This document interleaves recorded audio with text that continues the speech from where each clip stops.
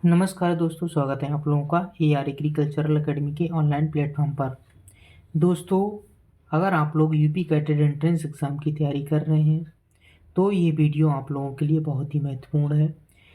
आप लोग अगर 2026 के लिए यूपी कैटेड एंट्रेंस एग्ज़ाम के लिए तैयारी कर रहे हैं तो इस वीडियो को अंत तक ज़रूर देखिए। इस वीडियो में हम 2019 का जो पेपर था उसको हम डिस्कस करने वाले हैं, जिसमें हम जीएस के 20 क्वेश्चन आज हम लोग डिस्कस करने वाले हैं जो 2019 के पेपर में आए थे। यानी 2019 के पेपर में जो 20 प्रश्न आए थे उनको डिस्कस करने वाले हैं। दोस्तों, प्रीवियस ईयर पेपर सॉल्व करने का सबसे बड़ा फ़ायदा ये रहता है कि आप लोगों को ये अंदाज़ा लग जाता है कि एग्ज़ाम में किस तरह के प्रश्न पूछे जाते हैं। इस वीडियो में हम आप लोगों के लिए 2019 से 2025 तक के सभी जीएस के प्रश्न सॉल्व कराएंगे। एक एक करके सभी प्रश्न आप लोगों को सॉल्व कराएंगे। दोस्तों, अगर आप लोग हमारे चैनल पर नए हैं तो चैनल को सब्सक्राइब अवश्य कर लीजिए और इसकी जो जो भी हम आप लोगों को वीडियो प्रोवाइड कराएंगे उसकी पीडीएफ आप लोगों को हमारे टेलीग्राम चैनल पर मिल जाएगी। तो चलिए, जैसा कि आप सभी लोगों को पता है कि जो प्रश्न पूछे जाते हैं आप लोगों के यूपी कैटेड एंट्रेंस एग्ज़ाम में जीएस के, उसमें जो है 20 प्रश्न पूछे जाते हैं। कितने प्रश्न पूछे जाते हैं? 20 प्रश्न पूछे जाते हैं और प्रत्येक प्रश्न जो है 4 अंक का होता है। प्रत्येक प्रश्न एक जो है 4 अंक का होता है। अगर हमारा एक प्रश्न गलत होता है तो जो है 1 नंबर सही में से काट लिया जाता है, यानी 1/4 की निगेटिव मार्किंग होती है। ठीक है, ये आप लोगों को ध्यान रखना है। तो चलिए आगे बढ़ते हैं। आगे हम लोग बात करेंगे। अगर आप लोग हमारे टेलीग्राम चैनल को नहीं ज्वाइन किए हैं तो टेलीग्राम चैनल को अवश्य ज्वाइन कर लीजिए। क्यूआर ये दिया है, इसका स्क्रीनशॉट ले लेना और जब आप लोग स्कैन करेंगे तो इसकी लिंक आप लोगों को मिल जाएगी और यहाँ से ज्वाइन कर सकते हैं। अगर इस तरह से जुड़ने में समस्या आ रही है तो आप लोग डिस्क्रिप्शन बॉक्स में जाकर लिंक के द्वारा टेलीग्राम चैनल को ज्वाइन कर सकते हैं। व्हाट्सएप चैनल को भी ज्वाइन कर सकते हैं। तो चलिए, अब हम सबसे पहले पहला प्रश्न आप लोगों के सामने ये रहा। सबसे पहला प्रश्न है जो कि आप लोगों का यूपी कैटेड एंट्रेंस एग्ज़ाम 2019 में पूछा गया था। विश्व में सर्वाधिक चावल उत्पादक देश कौन सा है? विश्व में सर्वाधिक चावल उत्पादक देश कौन सा है, ये आप लोगों को बताना है। ऑप्शन दे रखे हैं भारत, अमेरिका, ब्राज़ील और चीन। तो जिस भी स्टूडेंट को इसका आंसर आता है वह कमेंट बॉक्स में बताएगा। तो इसका जो करेक्ट आंसर है वह है ऑप्शन नंबर डी, यानी चीन। चीन इसका सही आंसर है। विश्व में सर्वाधिक चावल उत्पादक देश चीन है। ठीक है, तो यह आप लोगों को ध्यान रखना है। इसका आंसर हो जाएगा चीन। ठीक है, नेक्स्ट प्रश्न है और बहुत ही महत्वपूर्ण प्रश्न, अच्छा प्रश्न आप लोगों के सामने ये रहा। बाघ दिवस कब मनाया जाता है? बाघ दिवस कब मनाया जाता है, ये आप लोगों को बताना है। ऑप्शन दे रखा है ए 30 जनवरी, बी 28 फरवरी, सी 29 जुलाई और डी 29 अगस्त। तो करेक्ट आंसर क्या है आप लोग बताएंगे जल्दी से। तो इसका जो करेक्ट आंसर है वह है ऑप्शन सी 29 जुलाई। 29 जुलाई जो है इसका सही ऑप्शन है। विश्व बाघ दिवस 29 जुलाई को मनाया जाता है। नेक्स्ट प्रश्न है आप लोगों के सामने ये रहा। नेक्स्ट प्रश्न आप लोगों को देखना है। सर्वाधिक कोयला उत्पादक राज्य है, यानी भारत में सर्वाधिक कोयला उत्पादक राज्य कौन सा है, ये आप लोगों को बताना है। ऑप्शन दे रखे हैं उड़ीसा, कर्नाटक, राजस्थान, झारखंड। तो कमेंट कीजिए। तो इसका जो करेक्ट आंसर हो जाएगा वह हो जाएगा option number D, Jharkhand. Jharkhand जो है वह सर्वाधिक कोयला उत्पादक राज्य है। नेक्स्ट प्रश्न है, एशिया का सबसे बड़ा पशु मेला कहाँ लगता है? ऑप्शन दे रखे हैं, ए उदयपुर, बी सोनपुर, सी रामगढ़ और डी छतरपुर। तो इसका जो करेक्ट आंसर हो जाएगा वह हो जाएगा option number B, Sonpur. Sonpur, Sonpur Bihar. Sonpur जो है कहाँ है? वह बिहार में है, यानी बिहार में एशिया का सबसे बड़ा पशु मेला सोनपुर में लगता है। ये आप लोगों को ध्यान रखना है। नेक्स्ट है, नागार्जुन बांध किस नदी पर स्थित है? नागार्जुन बांध किस नदी पर स्थित है? ऑप्शन दे रखे हैं, कृष्णा नदी, गोदावरी नदी, महानदी, कावेरी नदी। कौन सा ऑप्शन सही है बताइए आप लोग। तो इसका जो करेक्ट आंसर है वह है कृष्णा नदी। नागार्जुन बांध कृष्णा नदी पर स्थित है, यानी ए ऑप्शन इसका सही हो जाएगा।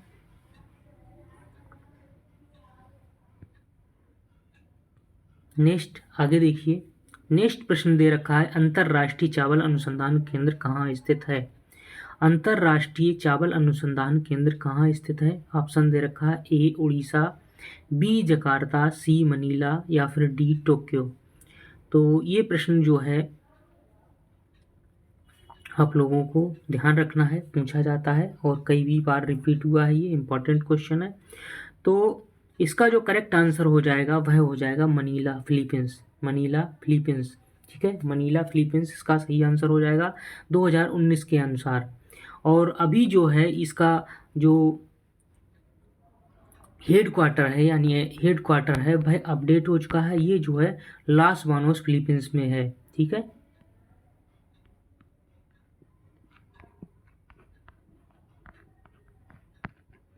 लास बानोस में है, लास बानोस मनीला फिलीपींस में इसका जो है हेड क्वार्टर है, ये ध्यान रखना है। नेक्स्ट है, पंडित रविशंकर किस वाद्य यंत्र से संबंधित हैं? पंडित रविशंकर किस वाद्य यंत्र से संबंधित हैं? ऑप्शन ए दे रखा है, सितार, बी तबला, सी वायलिन या फिर डी बांसुरी। तो इसका करेक्ट आंसर जिस किसी को भी आ रहा है वो जल्दी से कमेंट करके बताएगा। तो पंडित रविशंकर जो है वह सितार से संबंधित है, ये आप लोगों को ध्यान रखना है। तो इसका जो सही ऑप्शन हो जाएगा वह हो जाएगा सितार, ठीक है। क्या हो जाएगा? सितार सही ऑप्शन हो जाएगा, यानी ए ऑप्शन इसका सही हो जाएगा। सितार जो है सही हो जाएगा। पंडित रविशंकर जो है सितार से संबंधित हैं। नेक्स्ट प्रश्न है बहुत ही महत्वपूर्ण प्रश्न, बंगाल विभाजन कब हुआ था?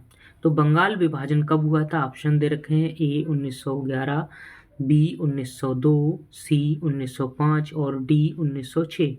तो इसका जो करेक्ट आंसर हो जाएगा वह हो जाएगा ऑप्शन नंबर 5, तो ऑप्शन नंबर सी 1905। 1905 में जो है बंगाल विभाजन हुआ था। 1905 में बंगाल विभाजन हुआ था।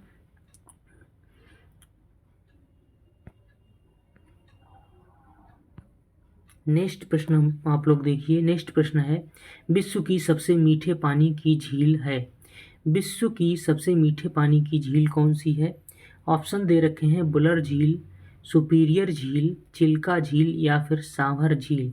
कौन सा ऑप्शन सही हो जाएगा जल्दी से आप लोग बताएंगे। तो इसका जो करेक्ट आंसर हो जाएगा वह ऑप्शन बी हो जाएगा, यानी सुपीरियर झील। सुपीरियर झील जो है विश्व की सबसे मीठे पानी की झील है। और सांभर झील जो है वह कैसे खारे पानी की झील है, ये आप लोगों को ध्यान रखना है। नेक्स्ट आगे हम लोग बात करेंगे, आगे प्रश्न पर मूव करते हैं।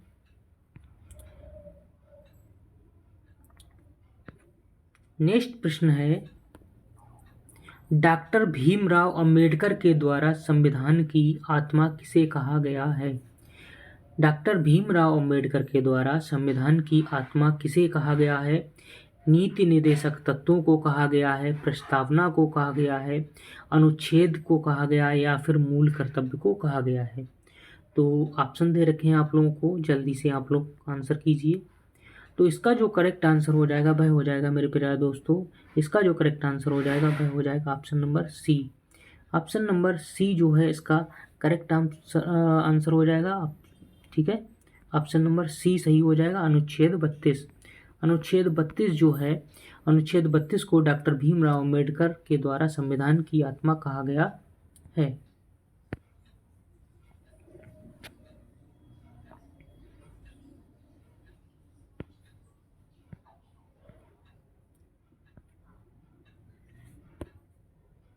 नेक्स्ट प्रश्न देखिए, नेक्स्ट प्रश्न आप लोगों के सामने रहा, अंतर्राष्ट्रीय हिंदी दिवस कब मनाया जाता है?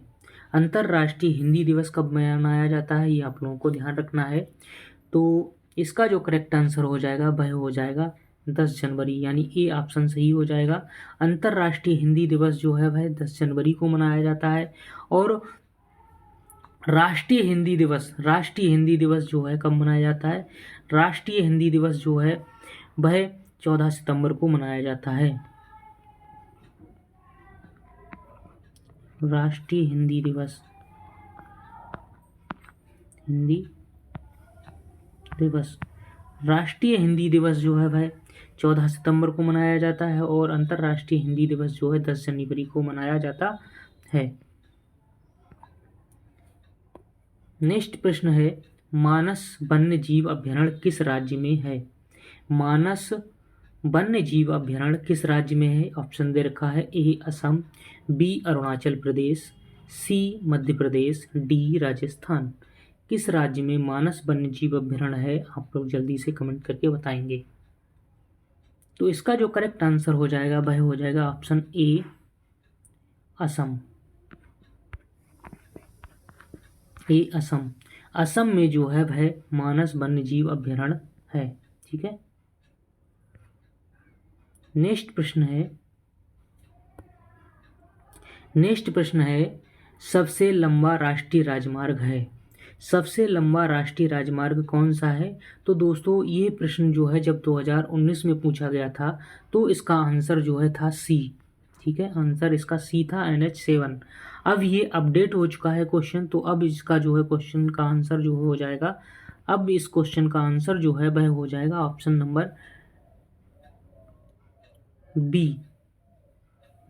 अब इसका जो है आंसर क्या हो जाएगा? बी हो जाएगा, NH44। NH44 इसका आंसर हो जाएगा। ये जो है NH44 जो है वह भारत का सबसे लंबा राष्ट्रीय राजमार्ग NH44 है। यह जम्मू कश्मीर के श्रीनगर से तमिलनाडु के कन्याकुमारी तक लगभग 3745 किलोमीटर जो है इसकी लेंथ है, ये आप लोगों को ध्यान रखना है। और ये जो इस राजमार्ग को पहले NH7 के नाम से जाना जाता था। ठीक है, पहले किस नाम से जाना जाता था? तो पहले NH7 के नाम से जाना जाता था, ये ध्यान रखना है। इस राष्ट्रीय राजमार्ग में पुराने 7 राष्ट्रीय राजमार्गों को मिलाकर इसको जो है बनाया गया है और इसका नाम दिया गया NH44। ठीक है, नेक्स्ट प्रश्न है, विश्व गौरैया दिवस कब मनाया जाता है? विश्व गौरैया दिवस कब मनाया जाता है? ऑप्शन ए 9 जनवरी, बी 29 जुलाई, सी 20 मार्च या फिर डी 1 मार्च। क्या ऑप्शन इसका सही हो जाएगा? जल्दी से आप लोग बता दीजिएगा। तो इसका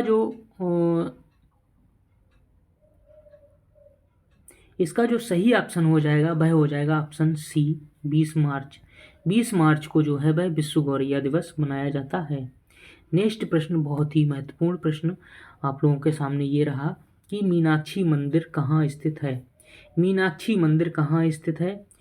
option A Uttar Pradesh, B Maharashtra, C Tamil Nadu और डी कर्नाटक।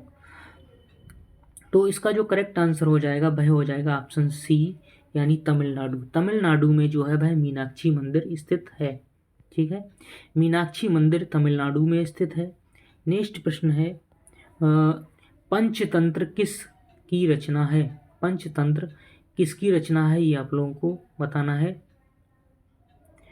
ऑप्शन दे रखे हैं, रामधारी सिंह दिनकर, बी मुंशी प्रेमचंद्र, सी जयशंकर प्रसाद या फिर डी विष्णु शर्मा। तो इसका जो करेक्ट आंसर हो जाएगा वह हो जाएगा ऑप्शन डी विष्णु शर्मा। विष्णु शर्मा की जो है वह पंचतंत्र रचना है, ये आप लोग अच्छे से ध्यान रख लेंगे। और नेक्स्ट प्रश्न को देखते हैं। विश्व में सर्वाधिक कपास उत्पादक देश है। विश्व में सर्वाधिक कपास उत्पादक देश कौन सा है, ये आप लोगों को बताना है। ऑप्शन दे रखे हैं भारत, अमेरिका, ब्राज़ील, चीन। तो कौन सा ऑप्शन सही है जल्दी से आप लोग कमेंट करके बताएंगे। तो इसका जो करेक्ट आंसर हो जाएगा वह हो जाएगा ऑप्शन डी। ऑप्शन डी नहीं, ऑप्शन डी नहीं होगा इसका। इसका ऑप्शन हो जाएगा ऑप्शन ए। ऑप्शन ए हो जाएगा इसका भारत। भारत इसका ऑप्शन हो जाएगा। विश्व में सर्वाधिक कपास उत्पादक देश भारत है, ये आप लोगों को ध्यान रखना है। विश्व में सबसे सर्वाधिक धान उत्पादक देश कौन सा है, तो वह चीन है। और विश्व में सर्वाधिक कपास उत्पादक देश भारत है। ठीक है। नेक्स्ट प्रश्न है, फिलिस्तीन और किस देश के मध्य 100 से अधिक वर्षों से विवाद चल रहा है। फिलिस्तीन और किस देश से 100 वर्षों से अधिक विवाद चल रहा है, ये आप लोगों को बताना है। तो ऑप्शन दे रखे हैं इजराइल, अमेरिका, चीन, रूस। तो इसका जो करेक्ट आंसर हो जाएगा वह हो जाएगा ए इजराइल। फिलिस्तीन और इजराइल के मध्य पिछले 100 वर्षों से विवाद चल रहा है। नेक्स्ट प्रश्न है, अमीर खुसरो संबंधित हैं। अमीर खुसरो किससे संबंधित हैं, ये आप लोगों को बताना है। ऑप्शन दे रखे हैं वीणा, तबला, वायलिन, बांसुरी। तो इसका जो करेक्ट आंसर हो जाएगा वह हो जाएगा तबला, यानी बी ऑप्शन सही हो जाएगा। अमीर खुसरो जो है वह तबला से संबंधित हैं। नेक्स्ट और आज का लास्ट प्रश्न, भारत छोड़ो आंदोलन किस वर्ष प्रारंभ हुआ था। भारत छोड़ो आंदोलन किस वर्ष आरंभ हुआ था, यह आप लोगों को बताना है। ऑप्शन दे रखे हैं 1938, 1940, 1942 या फिर 1945। कौन सा ऑप्शन सही हो जाएगा, जल्दी से इसका जवाब दे दीजिए।